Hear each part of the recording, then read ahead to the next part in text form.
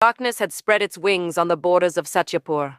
The illusory army of demons had started creating havoc in various parts of the kingdom.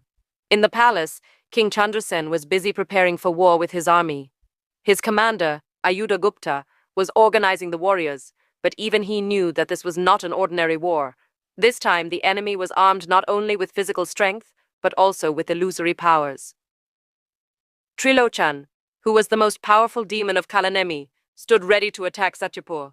His third eye was glowing, allowing him to sense every coming event. He was accompanied by hundreds of demons, whose eyes had a lust for cruelty and destruction. "We will turn this kingdom into ashes!" roared Trilochan. The bands of soldiers started clashing. A fierce battle between the defenders and the demons began on the protective walls of the palace. King Chandrasen himself was leading his warriors, but he knew that this war would not end until Agnivir was born. Meanwhile, far away from Satyapur, in a mysterious place, a divine event was about to happen. Just outside Satyapur, there was a dense sacred forest called the Agnivan.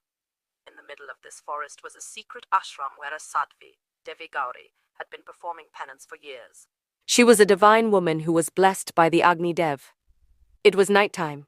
The entire forest was enveloped in silence, but there was a stir in the mind of Devi Gauri. She was engrossed in meditation, but her soul was feeling some unknown signal. Suddenly, the sky lit up, the clouds started rumbling, and a divine flame appeared before her. A brilliant voice resounded from the sky. "Devi Gauri, you are going to give birth to the greatest warrior of this age. This warrior will protect Dharma and destroy Adharma." Devi Gauri's eyes lit up. She completed her sadhana, and as she stood up, fire started dancing around her. Suddenly, a divine light spread and a child appeared from it. The child was no ordinary one. He had the mark of fire on his forehead, a radiant aura around him, and his eyes glowed with divine power.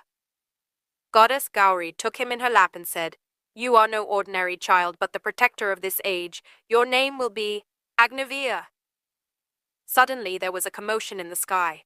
Trilochan, who could see everything with his third eye, immediately sensed the event. "Agnivir has been born," he roared with anger. He ordered his demons, "Reach that place immediately and destroy that child." A group of demons started moving towards the Agni forest. Their objective was clear, to destroy Agnivir. But the task was not so simple. As soon as the demons reached near the ashram, a divine power stopped them. That power was of Maharishi Vashishta. Maharishi Vashisht was already prepared for this eventuality. He chanted his mantras and unleashed a powerful energy. The brilliant rays generated by his mantras began to burn the demons. "This child is the blessing of Agnidev himself. No evil power can touch him," Maharishi Vashisht thundered. Trilochan opened his third eye in anger and used all his might to attack Maharishi Vashisht, but then a wonderful incident occurred. Agnivir, who was till now in the form of a child, was suddenly surrounded by a divine flame. A fire circle began to form around him. His small fists began to clench, and divine power began to emanate from his body. "This is impossible!" Trilochan screamed.